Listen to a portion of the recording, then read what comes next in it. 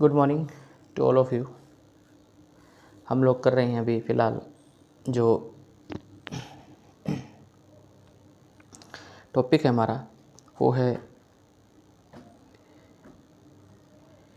Operation on A set.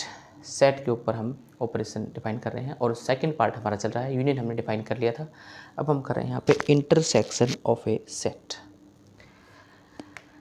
A intersection का symbol थोड़ा सा अपोजिट होता है, A intersection B. X such that ऐसा एलिमेंट जो ए में भी है एंड बी में भी है। मतलब ए इंटरसेक्शन बी का मतलब क्या है, वो एलिमेंट जो ए में भी हो और बी में, मतलब दोनों का कॉमन एलिमेंट, दैट इज हम कह सकते हैं common element of A and B. A और बी का जो कॉमन एलिमेंट है वो ऑटोमेटिकली ए इंटरसेक्शन बी में जाएगा। जैसे वेन डायग्राम से समझते हैं, ये सेट आपके पास यू है, ये सेट आपके पास ए है, ये सेट आपके पास क्या है बी, ये ए ये बी, ठीक है।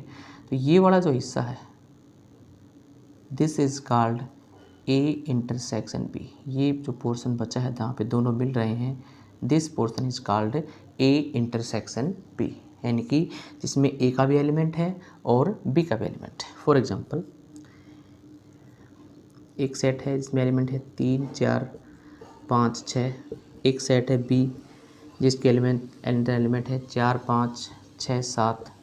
तो ए इंटरसेक्शन बी क्या बन रहा है हमारे पास, ए के भी एलिमेंट और बी के भी, मतलब 4 भी आ रहा है, कॉमन एलिमेंट 4, उसके बाद 5 और उसके बाद 6। This is called A intersection B, 4 5 6।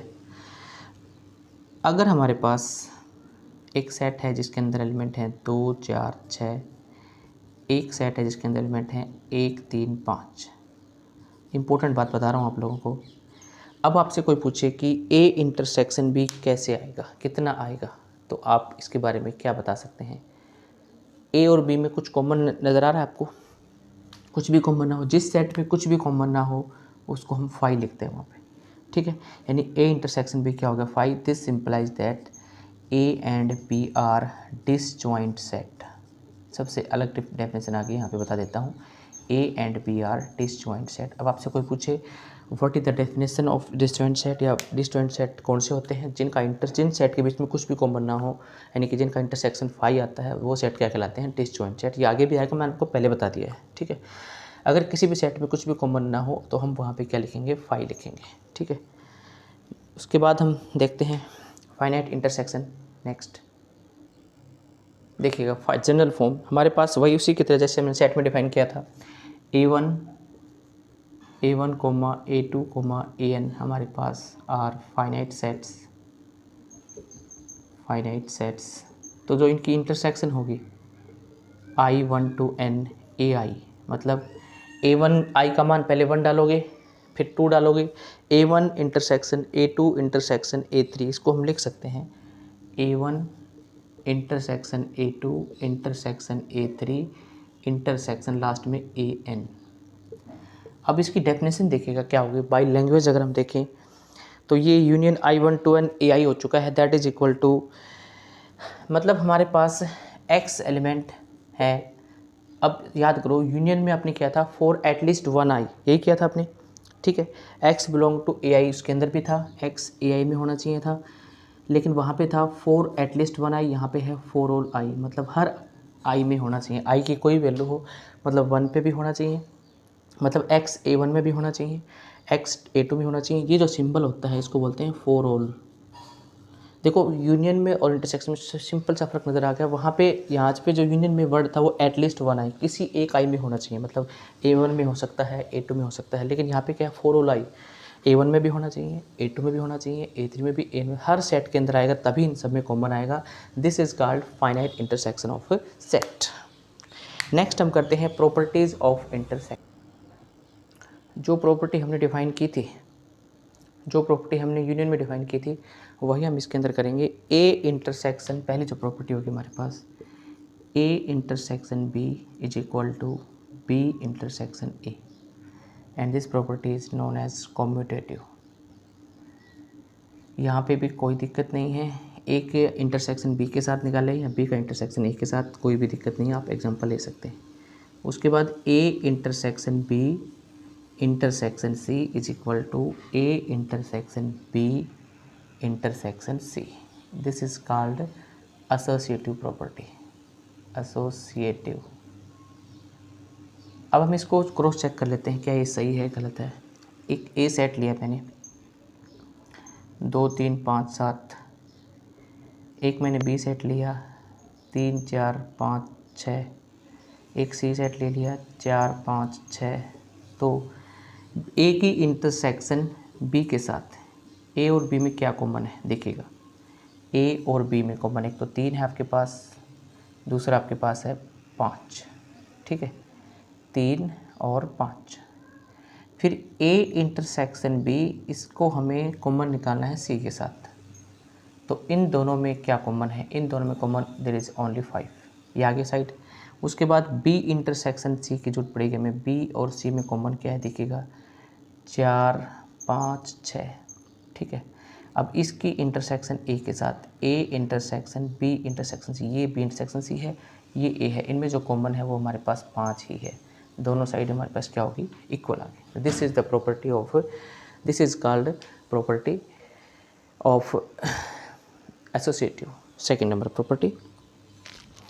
उसके बाद हमारे पास प्रॉपर्टी है आइडेम्पोटेंट लॉ। जैसे ए यूनियन ए होता था, तो ए इंटरसेक्शन ए भी हमारे पास ए ही रहेगा। This is called idempotent law.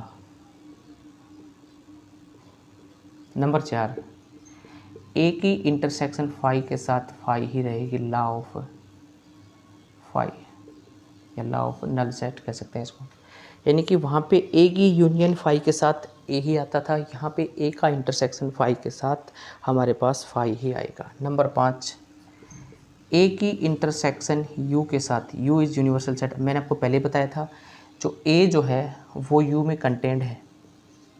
आप वेन डायग्राम से समझ सकते हैं। जैसे ये आपके पास एक सेट यू है, ठीक है, ये एक सेट ए है। आपसे कहे कि इन दोनों का कॉमन पॉइंट कौन सा है, तो कॉमन पॉइंट यही है, ए सेट ही। यानी कि इंटरसेक्शन में जहाँ तक बात आती है उसमें छोटा सेट आंसर आता है, यही कॉमन पॉइंट है दोनों सेट का। दोनों सेट में जो मिल रहा है वो यही है, ठीक है। उससे आगे ये कह देगा कि अगर ए बी में कंटेंट है, नंबर 6 में A is content in B, तो ए की इंटरसेक्शन बी के साथ आपके पास आंसर ए ही आएगा। ए हमारे पास क्या था यहाँ पे, सबसेट, बी हमारे पास क्या है यहाँ पे, सुपरसेट। तो इंटरसेक्शन में छोटा सेट आंसर आता है, यूनियन में हमारे पास बड़ा सेट इसका क्या आता है, आंसर आता है, ठीक है। उसके बाद हमने की थी यूनियन में क्या किया था, प्रॉपर्टी नंबर 7 सबसे ज़्यादा इम्पोर्टेंट क्या है कि हमने किया था, एक प्रॉपर्टी और रहेगी शायद, इसमें देख लेता हूँ मैं एक बार। ए इंटरसेक्शन यू हो गया, ए कंटेंट इन बी, ये भी हो गया आपके पास।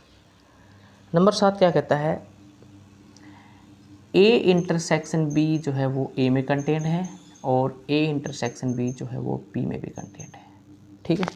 तो A intersection B is a subset of A and B. वहाँ पे उल्टा था, यूनियन के अंदर ए जो है वो कंटेंट था ए यूनियन बी में। अगर इन केस ऑफ यूनियन क्या किया था हमने, A is content in A union B, और इन केस वहाँ पे बी भी कंटेंट था। लेकिन यहाँ पे उल्टा हो गया, ए इंटरसेक्शन बी ए में भी कंटेंट है और ए इंटरसेक्शन बी बी में भी कंटेंट है। ज़रा देखिएगा, ये आपके पास ए इंटरसेक्शन बी है, ए इंटरसेक्शन बी के एलिमेंट ए में है 3 और 5, ए इंटरसेक्शन बी के एलिमेंट बी में भी है 3 और 5, ठीक है।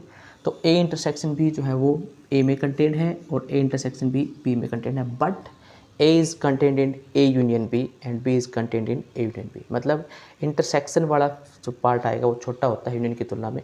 तो यहाँ पे ये है इसकी प्रॉपर्टीज़, जो यूनियन की थी सेम लगभग सी यहाँ पे इंटरसेक्शन की प्रॉपर्टीज़ है।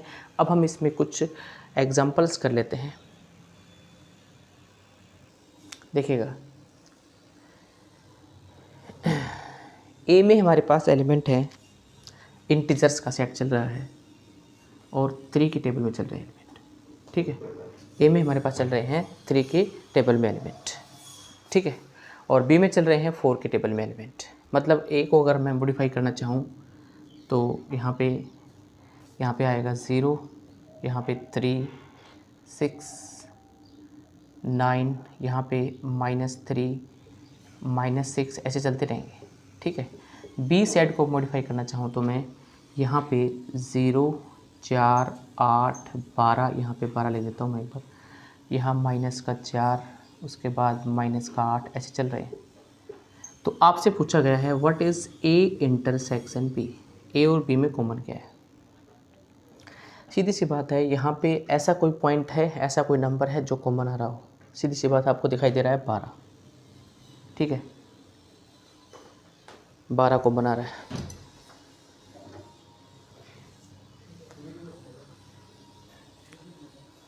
ठीक है, यहाँ से कॉमन क्या आ रहा है हमारे पास है 12। तो ये देखो 12, 24, 36 और यहाँ पे 16 माइनस के भी आएंगे, यानी कि x such that x is equal to 12 n belong to क्या आएगा हमारे पास है z नंबर। ठीक है, अगर एक सेट a लेते हैं हम, x such that x is equal to 2n + 1 n belong to z। एक सेट हम b लेते हैं, x such that x is equal to 2n n belong to z। ठीक है, तब इसमें हमारे पास क्या कॉमन आएगा इस सेट के अंदर, वो आपको देखना है। देखिएगा, एक सेट ए दे रखा है आपके पास, एक सेट बी दे रखा है और कॉमन एलिमेंट निकालने हैं इसके। ठीक है, तो ए सेट को डिफाइन करते हैं पहले। इंटीजर का सेट है हमारे पास, इसमें आएंगे हमारे पास -1, फिर +1, 3, 5, यहाँ पे -3, -5, सो ऑन। बी जो सेट है हमारे पास उसके अंदर आएंगे 0, 2, 4, 6, -2, -4, -6। तो ए और बी की जो इंटरसेक्शन है वो क्या आएगी, इन दोनों में कॉमन क्या है, तो इन दोनों में कॉमन हमारे पास है 5, बिकॉज़ इनमें कुछ भी कॉमन नहीं है। ये ओड नंबर है, ये इवन नंबर है, और आप जानते हैं कि ओड नंबर और इवन नंबर में कुछ भी कॉमन नहीं होता है, यानी कि ए इंटरसेक्शन भी हमारे पास 5। इसका मतलब मैं कह सकता हूँ A and B are disjoint set. A और बी हमारे पास क्या है, डिसजॉइंट सेट। ठीक है, हाँ, अगर यहाँ पे ए यूनियन बी की बात आती तो इसमें even number plus odd number दोनों मिलके हमारे पास ये सेट बन जाता। इंटीजर हम एग्जांपल में कर चुके हैं। तो ये है आपके पास इंटरसेक्शन। ये कॉन्सेप्ट ज़रूरी है। डिसजॉइंट सेट कौन से होते हैं, जहाँ पे दोनों का इंटरसेक्शन जो है वो क्या आ जाता है, 5 आ जाता है। Then that set, these set are called disjoint set. ये था आपके पास प्रॉपर्टीज ऑफ इंटरसेक्शन जो आपने ध्यान से देखी होंगी। एक बार फिर से देख लेना। Thank you very much.